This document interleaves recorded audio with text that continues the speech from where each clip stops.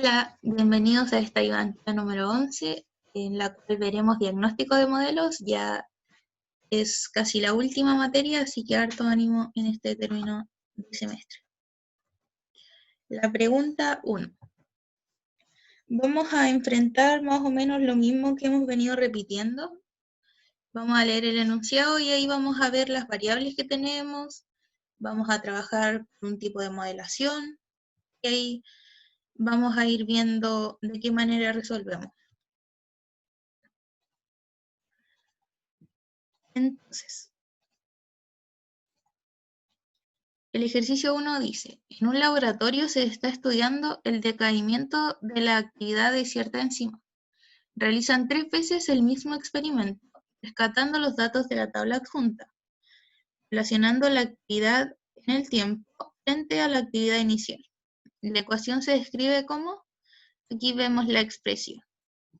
En este caso, alfa, K1 y K2 son los parámetros que nosotros tenemos que determinar y que en la pregunta A nos piden.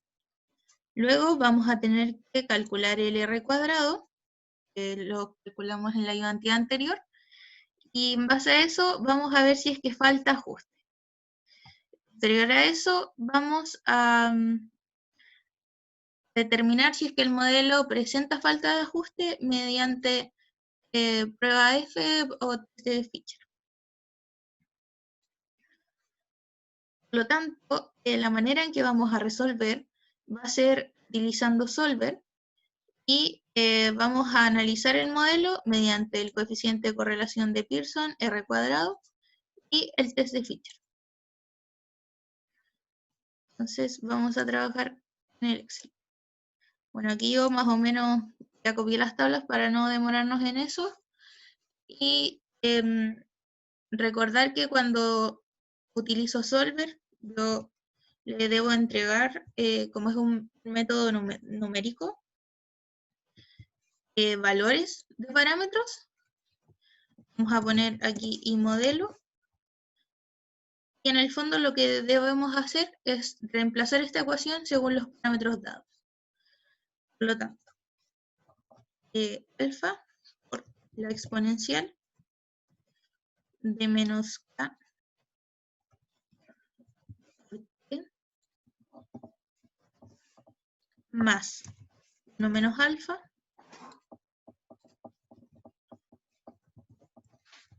la exponencial de menos k2 por t. Y es muy importante fijar las variables que sean necesarias.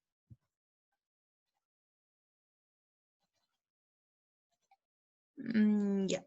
Entonces, con esto vamos a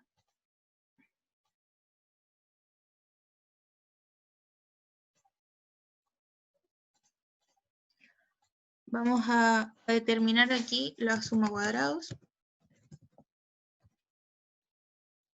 ¿La suma cuadrado de qué? Del error. Entonces vamos a calcular aquí el error como la diferencia entre el I y el I modelo. A priori sabemos que los parámetros que aquí pusimos, como nosotros quisimos nada más estos valores, no están muy bien porque existe una diferencia considerable. Lo que me faltó mencionar, que es importante, es recordar que cuando yo necesito determinar los parámetros, debo trabajar con todas las réplicas. Si se fijan, en el Word nos daban esta tabla y yo aquí la estoy trabajando de manera vertical. Por eso es que, hay aquí abrí el otro. El 1 se repite 3 veces y el 7 solo una, pero yo debo trabajar con todos los datos, ya que de esta manera no pierdo información. Ok. Entonces vamos a hacer suma punto cuadrados del error.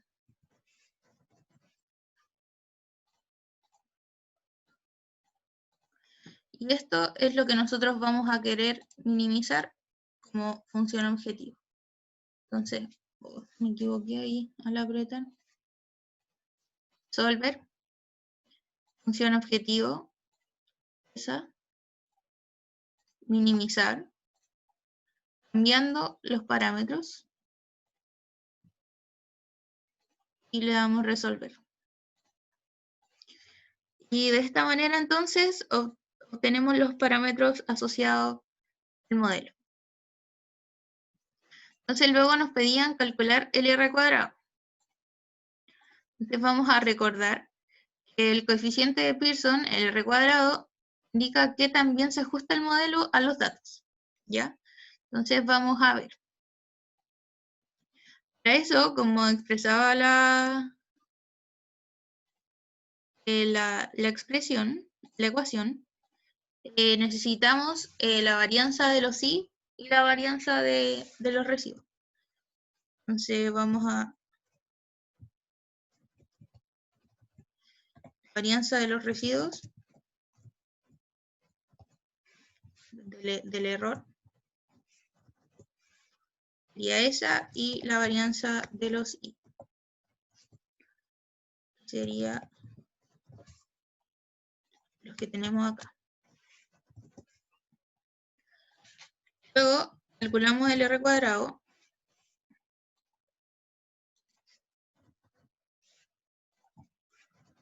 como 1 menos la varianza de los residuos sobre la varianza de los I. Y ahí entonces tenemos el valor,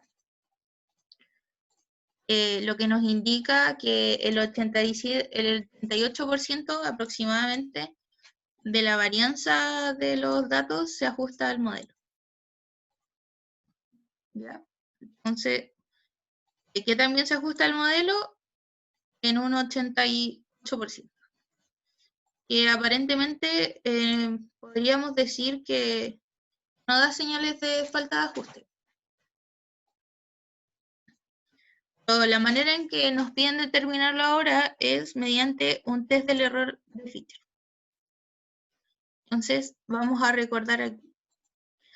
El test de Fisher es un análisis que se realiza cuando existen réplicas. En este caso, nosotros tenemos 3 veces fueron replicados los experimentos.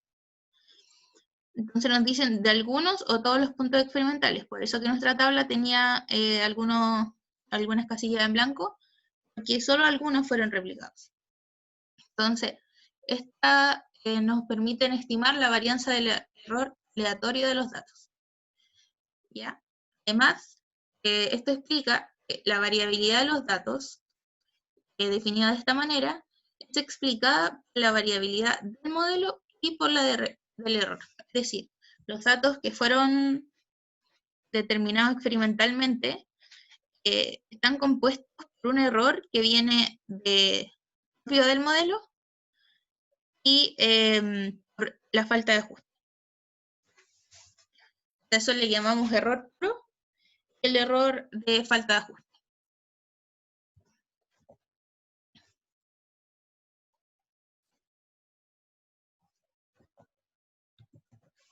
Yeah. Entonces, aquí es lo mismo que esta expresión, pero ahora tenemos como la manera de calcularlo.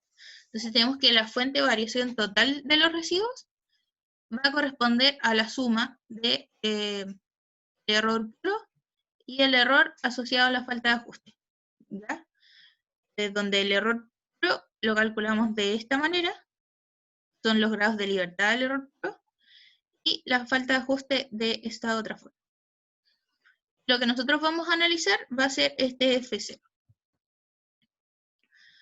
Entonces, la manera en que vamos a determinar si es que le falta ajuste o no al modelo va a ser mediante un test de hipótesis de varianzas.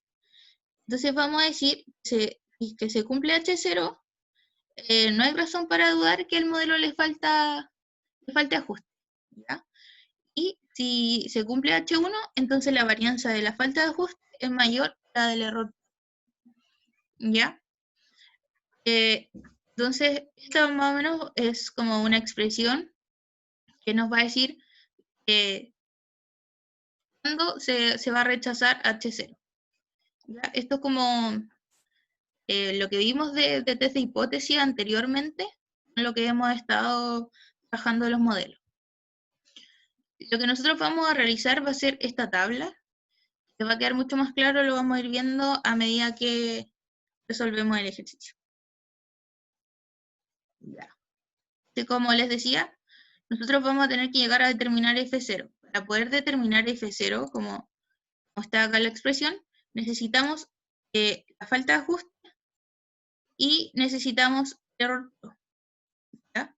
Por lo tanto, en primer lugar, necesitamos calcular estos indicadores, la varianza y los grados de libertad. Por lo tanto, en primer lugar, vamos a calcular el asociado al error. Para eso, nosotros ahora vamos a trabajar con las réplicas, porque recuerden que de eso se trata el test de Fitter. Nos decía que se utilizaba cuando existen réplicas. Entonces, en esta tabla que les muestro acá, tengo ordenado solo las réplicas, ¿ya? Las ordené, si se fijan, el 7, por ejemplo, no está, porque el 7 no fue replicado. Ya, entonces, teniendo esto claro, calculamos el promedio. Que si se fijan, necesitamos calcular la sumatoria de I menos I promedio. Por eso vamos a determinar I promedio. Entonces calculamos el promedio de estos tres valores. Además, los grados de libertad va a corresponder al número total de réplicas menos 1. Entonces serían 3 menos 1. Y en todos los casos sería 2. Ya. Luego necesitamos calcular el SSPI, ya que este valor va a corresponder a la sumatoria de todos estos. Por lo tanto, lo que nosotros vamos a determinar va a ser la suma cuadrados, que va a corresponder a la sumatoria que veíamos, cuadrados, de I menos, en este caso, el I promedio para el 1. Luego, realizamos lo mismo para el 4. Suma cuadrados de ese valor menos el asociado al 4.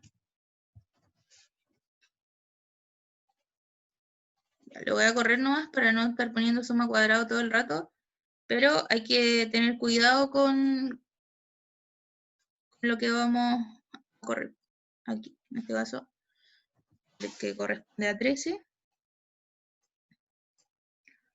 Luego, el que corresponde a 16.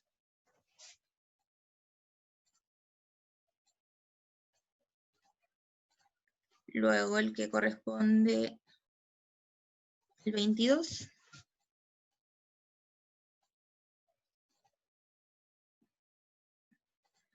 Aquí me salté.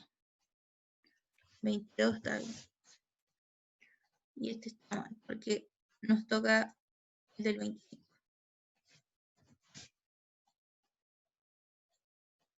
Voy a ver esta. Ya. Entonces ahí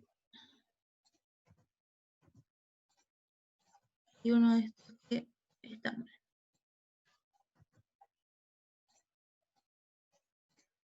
Y ahí estaríamos en total. No se corrió ese. Entonces,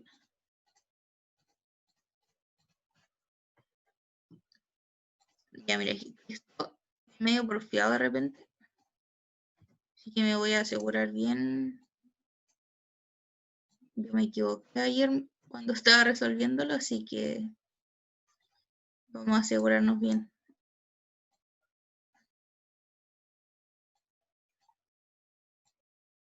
22.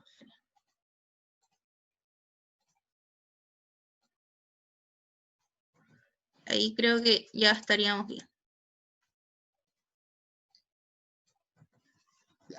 Entonces, como les comentaba, aquí el error puro va a ser la suma que va a corresponder a la otra sumatoria de estos valores.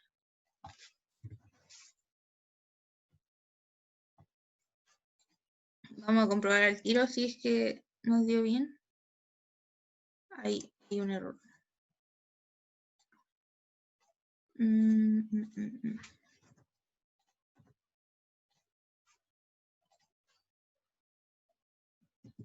16, 16, 17, 17, 17.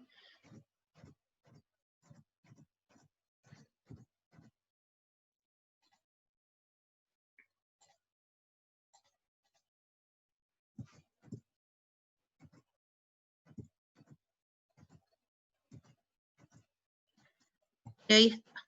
¿Ven? Este sería... No, el último. Eso que creo que habíamos cambiado ese valor. 21, 21, 20, 20, 20, 19, 19, 19.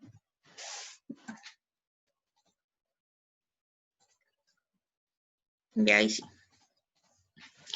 Entonces, ahora vamos a determinar este del error total, que va a corresponder a esta misma suma de cuadrados que habíamos calculado antes. Y el de falta de ajuste, en el fondo, vamos a aplicar esta ecuación. Entonces, el de falta de ajuste va a ser la resta entre ese y el de arriba. Entonces, ahí estaríamos. Luego, acá, para el logrado de libertad del error pro, va a ser la suma de estos grados de libertad, de la réplica.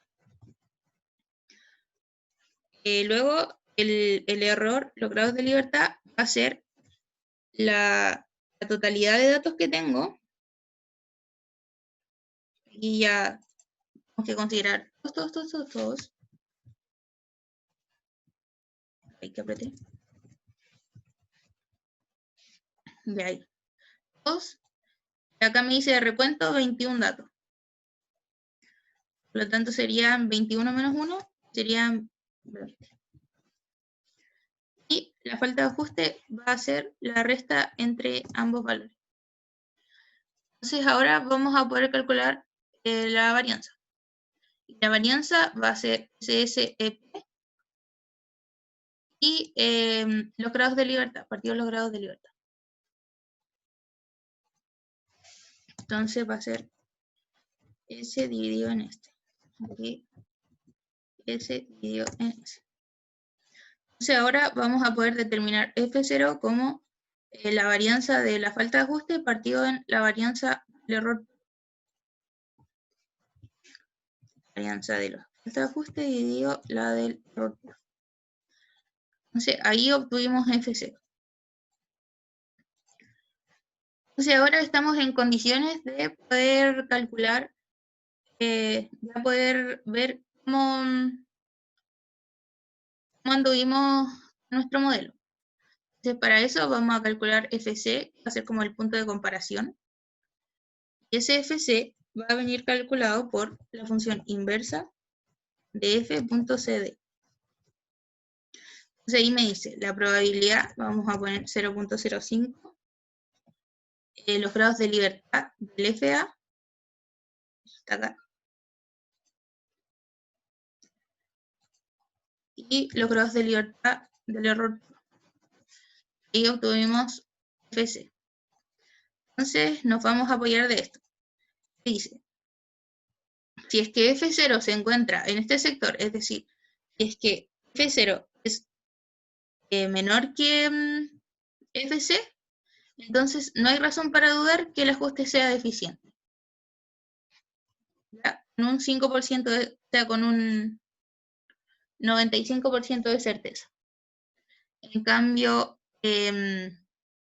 si es que F0 es mayor que FC, es decir, está en esta parte, entonces la varianza de la falta de ajuste es mayor que la del error, por lo tanto, el ajuste es deficiente. Entonces, si nosotros comparamos eso que tenemos, nos dio, podemos visualizar, voy a anotar acá, podemos visualizar que FC es mayor que F0. Es decir, F0 se encuentra en la zona blanca. En base a eso, no hay razón para dudar que el ajuste sea deficiente. Entonces estaríamos bien con los parámetros que nosotros obtuvimos.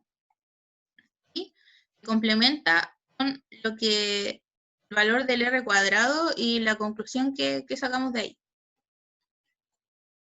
Este mismo análisis lo podemos hacer observando este otro gráfico, ¿ya?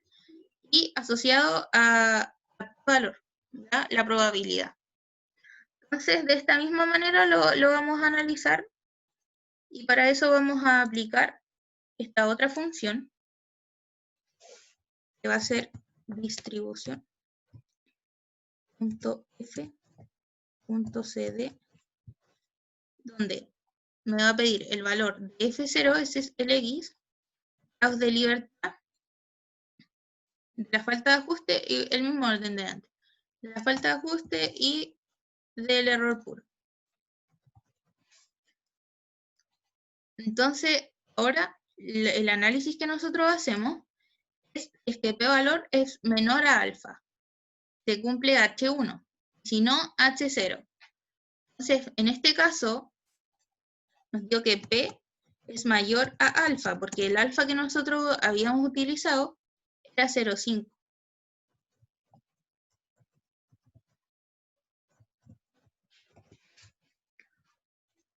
Entonces, si observamos acá, dice, ese es el alfa. Como nosotros nos dio que P valor es mayor que alfa, estaríamos cumpliendo H0, y H0 nos decía que estábamos en ese sector donde no hay razón para dudar que el ajuste sea deficiente. Entonces, de esta manera, nosotros obtenemos la misma conclusión a partir de cualquiera de estos dos análisis. Ustedes ahí utilizan, bueno, el que les pidan o el que más les acomode. Esa entonces fue el ejercicio 1 de esta ayudantía número 11. Estén muy bien, saludos. Cualquier duda ahí, como siempre, me la pueden hacer.